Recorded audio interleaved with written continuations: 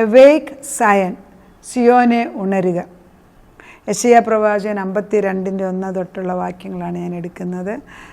ദൈവം തമ്പുരാൻ ചിലപ്പം കുറേ വചനം പറഞ്ഞ് നമ്മൾ പുതിയ ഹൃദയമാണ്, ദൈവം നമുക്ക് പുതിയ ഹൃദയം തന്നു കഴിഞ്ഞു, ഇതൊക്കെ പറഞ്ഞാലും ചിലർ പറയും പഴയ നിയമത്തിൽ നിന്ന് എന്തിനാണ് എടുക്കുന്നത്. പക്ഷെ പഴയ നിയമം പുതിയ നിയമത്തിൻ്റെ വേരാണ്.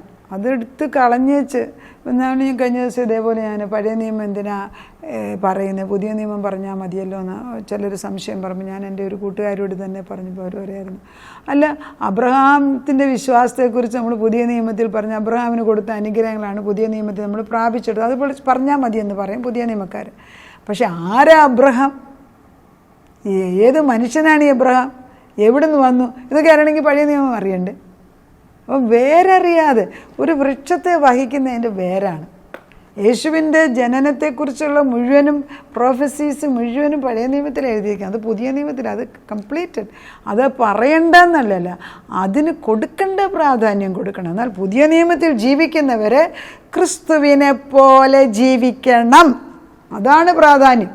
നമ്മൾ ഈ പുതിയ നിയമം മതി പഴയ നിയമം മതി എന്നൊക്കെ ഓരോരുത്തർ വിളിച്ചു വരുമ്പോൾ ഓർക്കേണ്ടത്, are you really living like Christ? ആണ് എങ്കിൽ, കർത്താവിൻ്റെ മനോഭാവമാണേ ഉള്ളെങ്കിൽ കർത്താവിൻ്റെ വേരിൽ തന്നെ നിന്നുകൊണ്ട് വേണം നമ്മൾ പറയാൻ. അതുകൊണ്ട് യെശയ്യായുടെ കുറ്റിയിൽ നിന്ന് ഒരു മുള പുറപ്പെടും, യെശയ്യായുടെ വേരിൽ നിന്ന് ഒരു നാമ്പ് ഒരു കൊമ്പ് വന്നിട്ട് അത് ഫലം കായ്ക്കും. അത് പഴയ നിയമത്തിൽ എഴുതി വെച്ചിരിക്കുന്നത്, അത് യേശുക്രിസ്തുവാണ്. ആ യേശുക്രിസ്തുവിനെ കുറിച്ച് തന്നെയാണ് ഞാൻ പറയുന്നത്. അതുകൊണ്ട് ഇടയ്ക്കിടയ്ക്ക് പഴയ നിയമത്തിൻ്റെ വേരെടുത്ത് തന്നെയാണ് ഞാൻ പറയുന്നത്. ആർക്കും അതിൽ പരിഭവം ഉണ്ടായിട്ട് കാര്യമില്ല, ഞാൻ പൂർണ്ണമായിട്ട് അതിൽ വിശ്വസിക്കുന്നുമുണ്ട്. യെശയ്യാ 52:1 തൊട്ട് 2 വരെയുള്ള വാക്യം ഇങ്ങനെയാണ്: സിയോനെ ഉണരുക, ഉണരുക. ഉണരാൻ പറയുകയാണ്. നമ്മളെല്ലാം ഉറക്കം തൂങ്ങിയിരിക്കുക. നിൻ്റെ ബലം ധരിച്ചുകൊള്ളുക, വിശുദ്ധ നഗരമായ യെരൂശലേമേ നിൻ്റെ അലങ്കാര വസ്ത്രം ധരിച്ചുകൊള്ളുക. ഇനി മുതൽ അഗ്രചർമ്മിയും അശുദ്ധനും നിന്നിലേക്ക് വരികയില്ല. പൊടി കുടഞ്ഞു കളയുക. യെരൂശലേമേ എഴുന്നേറ്റ് ഇരിക്കുക, ബദ്ധയായ സിയോൻ പുത്രി നിൻ്റെ കഴുത്തിലെ ബന്ധനങ്ങളെ അറുത്ത് കളയുക. നമ്മൾ ഇത് ദൂതയക്കുകയാണ്. ദൂതയക്കുമ്പോൾ പലർക്കും നമ്മൾ എൻ്റെ ഈ വചനം കേൾക്കുന്ന പലരും അവരവരുടെ മക്കൾക്ക് വേണ്ടി എന്നെ വിളിച്ച് ചോദിക്കാറുണ്ട്. പിന്നെ നമുക്ക് പ്രെയർ ഗ്രൂപ്പുണ്ട്. നമ്മുടെ പ്രെയർ ഗ്രൂപ്പിനകത്ത് എടുക്കുന്ന ടോപ്പിക്സുകളാണ് ഞാൻ ഈ പിന്നെ വചനം ഈ TV പറയുന്നത്. അതുകൊണ്ട് ഇതൊരു 2-3 ആവർത്തി കഴിഞ്ഞിട്ടുള്ളതാണ് ഇത് കടന്നു വരുന്നത്. പലർക്കും ഇത് പ്രയോജനപ്പെട്ട് ഞങ്ങൾ ജീവിതത്തിൽ അനുഭവിക്കുന്ന, അതായത് എടുത്തുപയോഗിക്കുന്ന വചനങ്ങളാണ്. നമ്മൾ സിയോനെ ഉണരുക, ഉണരുക, ബലം ധരിക്കാൻ പറയുമ്പോഴുണ്ടല്ലോ നമ്മൾക്ക് എങ്ങുമില്ലാത്തൊരു ബലം നമ്മുടെ, അതായത് കർത്താവ് എപ്പോഴും ഭക്ഷണം വിളമ്പുന്നതിന് മുമ്പ് അരയ്ക്ക്, പണ്ടൊക്കെ അങ്ങനെയാണല്ലോ, ഈ വലിയ സദ്യക്കൊക്കെ പോകുമ്പോൾ, ഇപ്പോഴത്തെ കാലം മാറിപ്പോയി, അന്ന് ഈ തോർത്തെടുത്ത് അരയ്ക്ക് അങ്ങോട്ട് ഒരു കെട്ടും, എന്നിട്ട് അവർ അതൊരു ഭക്ഷണം വിളമ്പിക്കൊണ്ട് നടക്കുന്നതാണ്. അവർക്കൊരു ക്ഷീണവും ഇല്ല. കർത്താവ് അങ്ങനെയാണ്. ഈവൻ കർത്താവ് ശിഷ്യന്മാരുടെ കാല് കഴിയാൻ നേരത്തും തോർത്തെടുത്ത് അങ്കിയെടുത്ത് ഇവിടെ അരയ്ക്ക് കെട്ടിക്കഴിഞ്ഞിട്ട് ഒരു ജോലിക്ക് ഇറങ്ങുകയാണ്, അര മുറുക്കി. അതാണ്, അത് തന്നെയാണ് ഞാനും പറയുന്നത്. സിയോനെ ഉണരുക, ഉണരുക, നിൻ്റെ ബലം ധരിക്ക്, അരയ്ക്ക് സത്യം കെട്ട്. സത്യമാകുന്ന ബെൽറ്റ് നിൻ്റെ അരയ്ക്കുണ്ടോ? അത് പകുതി സത്യത്തിലാണോ ജീവിക്കുന്നത്? ജീവനുള്ള ദൈവം നിൻ്റെ മുമ്പിൽ നിൽക്കുമ്പം ആ ദൈവത്തെ മറന്ന് നീ എങ്ങോട്ടാണ് പോകുന്നത്? ആ ജീവനുള്ള ദൈവത്തിന് കഴിയാത്തത് എന്താ ഉള്ളത്? അസാധ്യമായി വല്ലതും ഉണ്ടോ എന്ന് ദൈവം ചോദിക്കുകയാണ്. വിശുദ്ധ നഗരമായ യെരൂശലേമേ നിൻ്റെ അലങ്കാര വസ്ത്രം ധരിച്ച്. എന്തിനാ അലങ്കാരം? വലിയൊരു ഉത്സവം വരാം, നീ അലങ്കാര വസ്ത്രം ധരിക്കുന്നേ. ഇനി മുതൽ അഗ്രചർമ്മിയും അശുദ്ധനും നിന്നിലേക്ക് വരികയില്ല. അതാണ് നമ്മൾ ഉറപ്പ് വരുത്തി വേലി കെട്ടിയേച്ചു പറയുമ്പോൾ കർത്താവ് പറയണം, ഇനി മേലിൽ ഒരശുദ്ധന് അല്ലെ അഗ്രചർമ്മി. അഗ്രചർമ്മി എന്ന് ഉദ്ദേശിക്കുന്നത് ഹൃദയപരിച്ഛേദന ഇല്ലാത്തവരെ തന്നെയാണ് നമുക്ക് പറയാം. അതായത് ദൈവം പഴയ നിയമത്തിൽ തിരഞ്ഞെടുത്ത മനുഷ്യരാണ് അഗ്രചർമ്മം ക്രിയ ചെയ്തിട്ടുള്ളത്. ഇവർ അഗ്രചർമ്മി ഉള്ളവരെന്ന് പറയുമ്പം അവർ ക്രിയ ചെയ്യാത്തവരാണ്. അങ്ങനെയുള്ളവരും അശുദ്ധനും നിന്നിലേക്ക് വരികത്തില്ല. പൊടി കൊടഞ്ഞ് എഴുന്നേക്ക്, യെരൂശലേമേ എഴുന്നേറ്റിരിക്കുക, ബദ്ധയായ സിയോൻ പുത്രി നിൻ്റെ കഴുത്തിലെ ബന്ധനങ്ങളെ അഴിച്ചു കളയുക. Awake, awake Zion, clothe yourselves with strength, shake off your dust, rise up, sit enthroned, O Jerusalem, free yourselves from the chains on your neck, free yourselves, O captive daughter of Zion. അങ്ങനെയാണ് ഇംഗ്ലീഷിൽ എഴുതിയിരിക്കുന്നത്. അതായത് നമ്മളെ പിടിച്ച് ജയിലിൽ ഇട്ട് വെച്ചിരിക്കുകയാണ്. നമുക്ക് സ്വാതന്ത്ര്യം തന്നിട്ട് എത്ര കാലമായെന്നോ ദൈവത്തിന് വേണ്ടി ജീവിക്കാൻ. ഈ സ്വാതന്ത്ര്യം റെസ്പോൺസിബിലിറ്റി ഇല്ലാതെ സ്വാതന്ത്ര്യം കൊടുത്തിട്ട് ഗുണമില്ല. സെക്കൻഡ് വേൾഡ് വാറിന് ചില റിമോട്ട് ഏരിയയിൽ പിന്നെ ജാപ്പനീസ് സോൾജിയേഴ്സ് ഒളിച്ചിരുന്നു ഗുഹയ്ക്കകത്ത്. ഒരു വർഷത്തോളം അതിനകത്ത് ഇരുന്നെന്ന്. അവരുടെ വിചാരം ഇപ്പോഴും യുദ്ധം നടക്കുകയാണ്. യുദ്ധം കഴിഞ്ഞിട്ട് 1 വർഷം കഴിഞ്ഞു. പിന്നെ ഏതോ ഒരു സോൾജിയർ അതിലെ പോയപ്പോൾ ഇവർ ഇതിനകത്ത് ഇരിക്കുന്ന കണ്ടപ്പോൾ ചോദിച്ചു, നിങ്ങളെന്തിനാ ഇവിടെ ഇരിക്കുന്നതെന്ന് ചോദിച്ചു. അപ്പോൾ അവർ പറഞ്ഞു, ഞങ്ങൾ യുദ്ധത്തിന് പ്രൊട്ടക്ഷനായിട്ട് ഇതിനകത്ത് ഒളിച്ചിരിക്കുന്നു. അപ്പോൾ അയാൾ പറഞ്ഞു, യുദ്ധം കഴിഞ്ഞിട്ട് എത്ര കാലമായി, പുറത്ത് ഉറങ്ങിപ്പോകാൻ പറഞ്ഞു. That's exactly the position with we the people. നമ്മളെ വിശ്വാസികളാകുന്ന നമ്മൾക്ക് വേണ്ടി ദൈവം തമ്പുരാൻ യുദ്ധം ചെയ്ത് കഴിഞ്ഞു.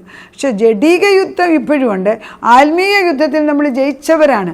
ആ പക്ഷത്ത് നിൽക്കാൻ പഠിക്കുക, ദൈവത്തിൻ്റെ പക്ഷത്ത് നിൽക്കണം.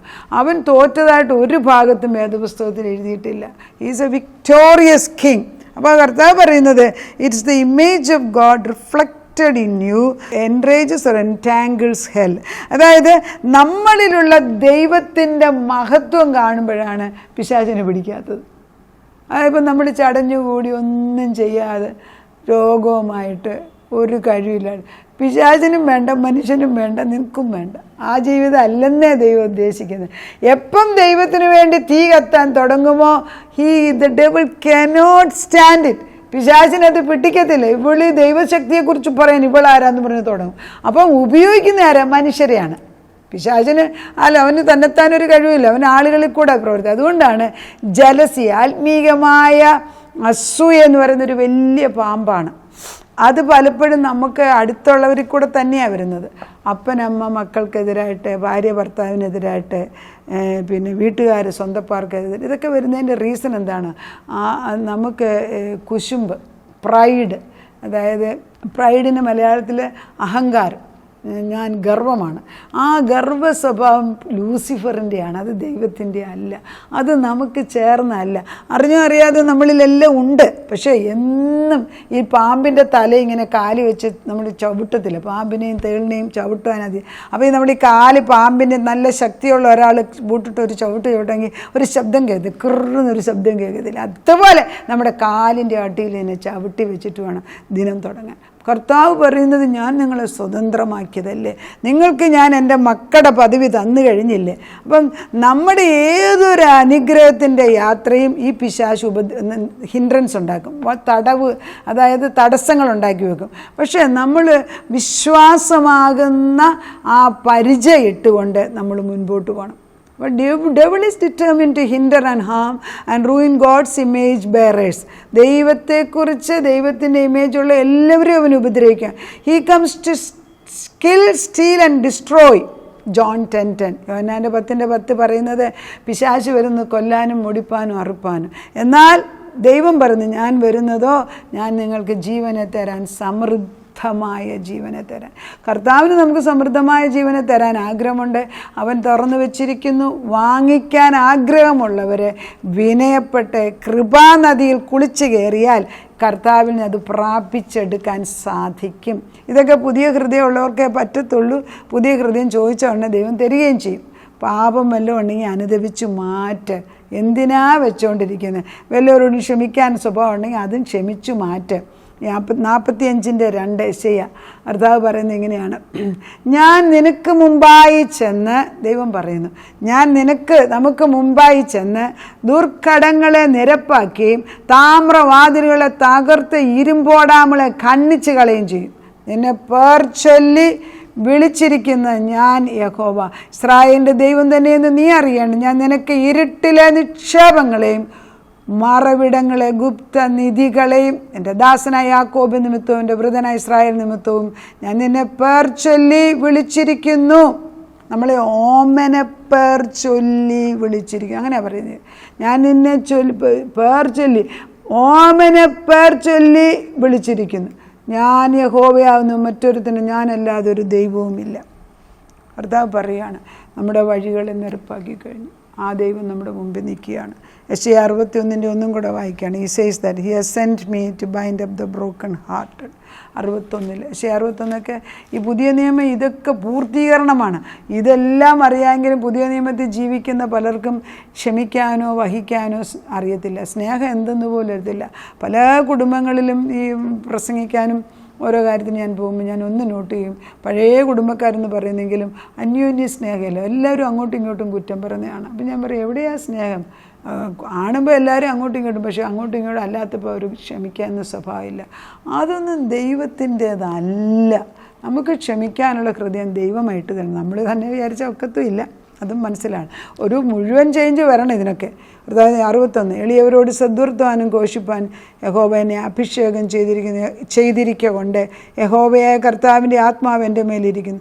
ഹൃദയം തകർന്നവരെ മുറികെട്ടുവാനും തടവുകാർക്ക് വിടുതലും ബദ്ധന്മാർക്ക് സ്വാതന്ത്ര്യം അറിയിപ്പാനും യഹോവയുടെ പ്രസാദ വർഷവും നമ്മുടെ ദൈവത്തിൻ്റെ പ്രതികാര ദിവസവും പ്രസിദ്ധമാക്കുവാനും ദുഃഖിതന്മാരെയൊക്കെ ആശ്വസിപ്പിപ്പാനും സിയോനിലെ ദുഃഖിതന്മാർക്ക് വെണ്ണീറിന് പകരം അലങ്കാരം മാലയും ദുഃഖത്തിന് പകരം ആനന്ദ തൈലവും വിഷണ്ണ മനസ്സിന് പകരം സ്തുതി എന്ന മേലാടയും കൊടുപ്പാൻ അവൻ എന്നെ അയച്ചിരിക്കുന്നു.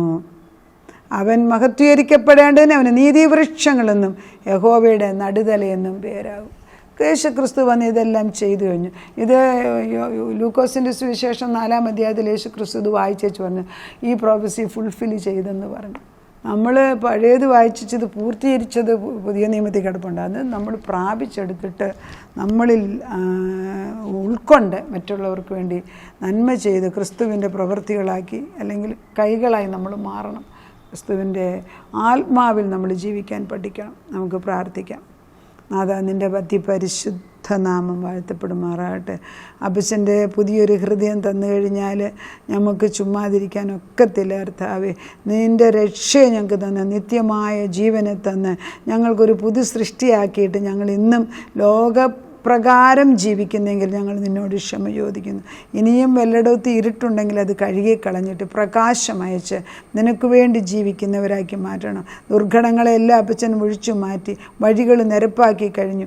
യെശയ്യാ 61 പറയുന്നത്, കർത്താവേ ദൈവത്തിൻ്റെ മനസ്സ്, കർത്താവിൻ്റെ ആത്മാവിൽ ദുഃഖിതന്മാർക്ക് ഞങ്ങളൊരു വിളക്കായിട്ട് നിന്ന് തടവുകാരെ കാരാഗ്രഹത്തിലേക്ക് പുറത്തു കൊണ്ടുവരാൻ, കുരുട്ട് കണ്ണുള്ളവർക്ക് കാഴ്ച കൊടുക്കുവാൻ, ബന്ധനത്തിരിക്കുന്നവർ പുറത്തോട്ട് കൊണ്ടുവരാൻ, ഇങ്ങനെയൊക്കെ അനേക ശുശ്രൂഷകൾ ചെയ്യേണ്ടി നമ്മളെ തന്നെ കാരാഗ്രഹത്തിലിരുത്തി തന്നെ ഗുണമാണ്. അതുകൊണ്ട് ഞങ്ങൾ സ്വതന്ത്രരാണെന്ന് മനസ്സിലാക്കി നീ ഏൽപ്പിക്കുന്ന ജോലി അന്നെന്നുള്ളത് വിശ്വസ്തയോടെ ചെയ്ത് നിൻ്റെ മഹത്വത്തിനു വേണ്ടി ജീവിപ്പാൻ ഞങ്ങളെ പഠിപ്പിക്കണമേ.